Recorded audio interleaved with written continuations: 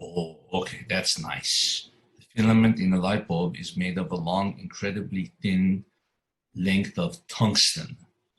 In a typical, the tungsten filament is about 2 meters long, but only 1/100th of an inch thick. Okay, let's make a problem out of that. If you know the length of the 2 meters is long, wow. So remember all those, it went up and down, up and down, up and down, up and down. All that together is 2 meters. Wow. Did you ever think that? It's crazy. So if you are given the length of the filament, 2 meters, and you're given that it's tungsten, what's the resistivity of tungsten? Resistivity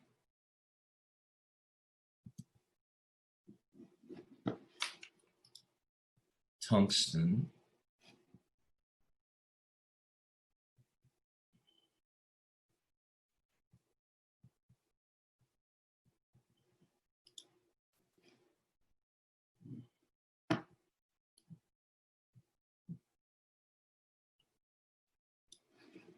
Okay, 5.65 times 10 to the minus 8.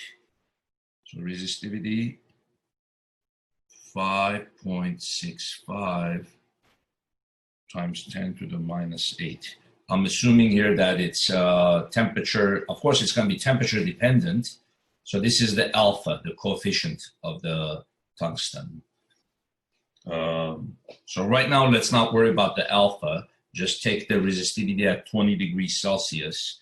If its length is 2 meters, how thick should it be? Then tungsten. So this is what for 120. This is for a 60-watt light bulb. So what is the radius? We can ask what is the. We can either say what's the radius or the diameter. Let's say what's the thickness of this filament.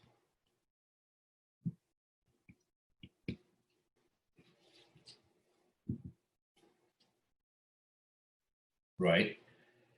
So how would we calculate that? So then you say the resistance of a 60-watt light bulb needs to be what? 240, right? So R equals rho L over A, rho L over A. And so then I'm going to solve for A. A is rho L over R. And then A is, since I'm solving for the diameter, right, we could say area of the circle is pi times the diameter squared over 4. So I can directly solve for the diameter, the thickness of the filament. Usually, it's probably more interesting to find out the thickness rather than the radius, which is from the center to there, right? So then it'll be pi diameter squared over 4 is rho L over R, and then solve for D. D is equal to 4 rho L, right, over R pi square root.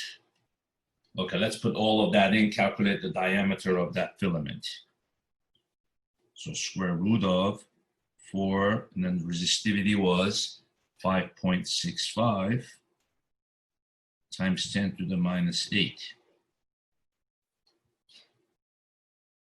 Okay, and then multiply that by the length, which was what?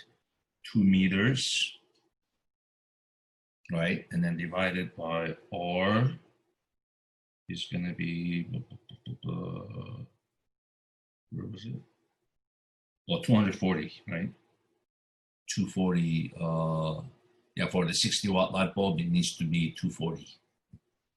Okay, so 240 pi. Okay.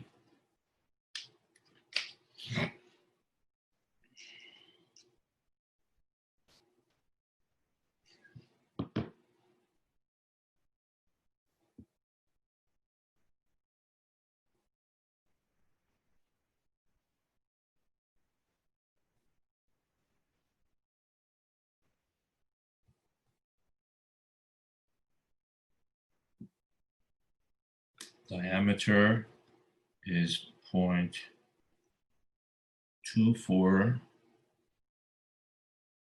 Wait, did I do the 10 to the minus 8? I might have forgotten. I forgot if I did that.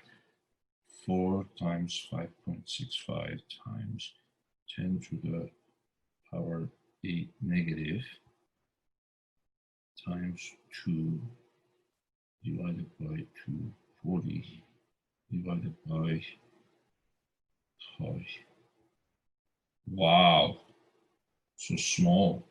Square root of that.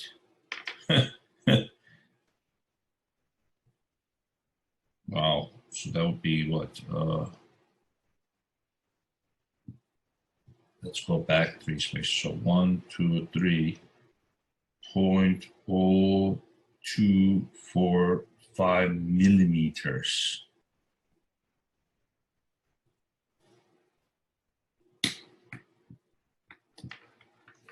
Very, very thin.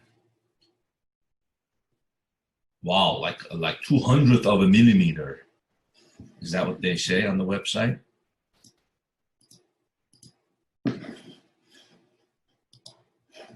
says 100th of an inch thick, about 100th of an inch thick. Is that the same thing as what they're saying?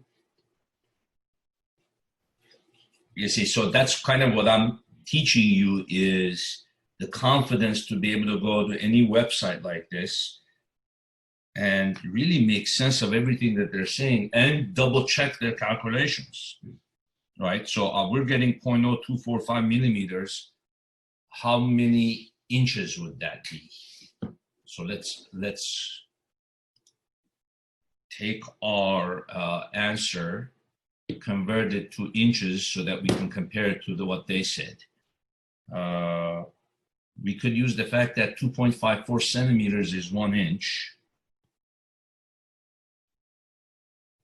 Or we could say 25.4 millimeters is 1 inch. That's our conversion. 25.4 millimeters is 1 inch. So then to convert this, we would say 0.0245 millimeters, 25.4 millimeters is 1 inch. So 0.0245 divided by 25.4.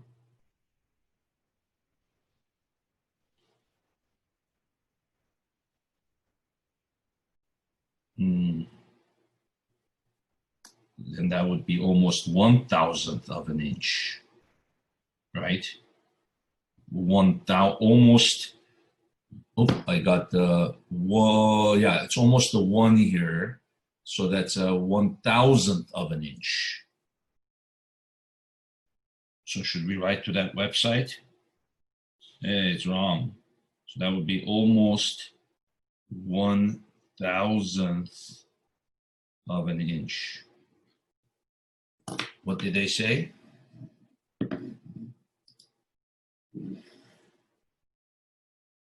Only 100th of an inch thick. What's happening? So then I thought about it. I go, oh, as the tungsten filament is heating, when we hook up power to it, it's heating and it's going to eventually light up, right? So the resistance that it's going to have is increasing up to the value of 240 when it's fully hot, right? So initially, the resistance of this tungsten filament is not 240 when it's at room temperature. When it gets hot, that's when the resistance reaches 240. So the resistivity that we should use here is not the resistivity at room temperature, because this resistance is not the resistance at room temperature. It's at when it's actually working in the filament. So then I looked up here online. I Googled it already. I said, what is the temperature of a light bulb filament when the light bulb is actually on? You see, it's not room temperature. Then it says in a standard 75 or 100 watt bulb, the filament temperature is roughly 2550 degrees Celsius, roughly 4600 degrees Fahrenheit. At high temperatures like this, the thermal radiation from the filament includes a significant amount of visible light. So that's kind of what we're seeing, is when it heats up, we're seeing the visible light that it gives off, right? So therefore, the resistivity is now increased, right? It's no longer that number.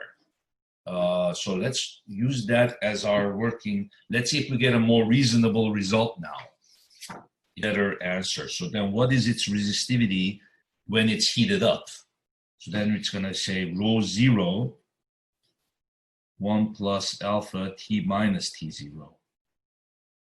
Okay, so then we put here 5.65 times 10 to the minus 8, 1 plus 4.5 times 10 to the minus 3.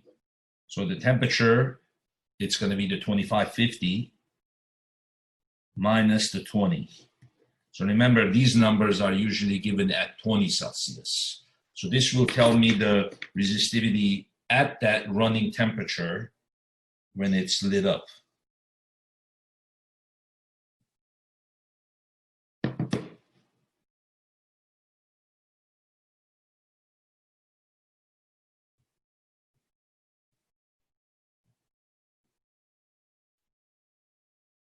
Times 0.0045 plus 1. Oh, yeah, the resistivity is much bigger. Times 5.65 times 10 to the power 8 negative. And so then the resistivity is going to be 367. So 6.9975 times 10 to the minus 7. Wow, it increased a lot. It's crazy, by more than a factor of 10. Okay, now the diameter is going to be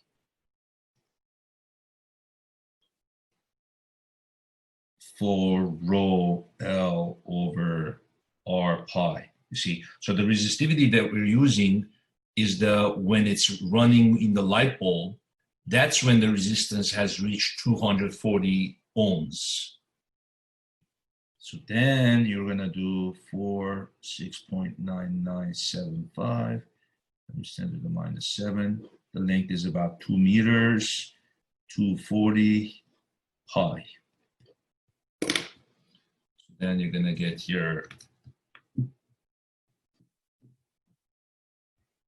times 4 times 2 divided by 240 divided by pi square root. So then it's going to be, then to convert it to millimeters, 123.086166 millimeters. Yeah. Okay, now if I want to convert it to the inches, I can say 25.4 millimeters is 1 inch divided by 1,000. Well, divided by 25.4. Okay, it's closer. It's 0.00339 inches. It's a 3,000th of an inch. So 3,000th of an inch. So we kind of got a little bit more realistic number. So that's a good kind of a problem, because then you have to also include the resistivity, the fact that the resistivity has increased. It's kind of interesting how hot the filament gets, right? The 2550. Okay, so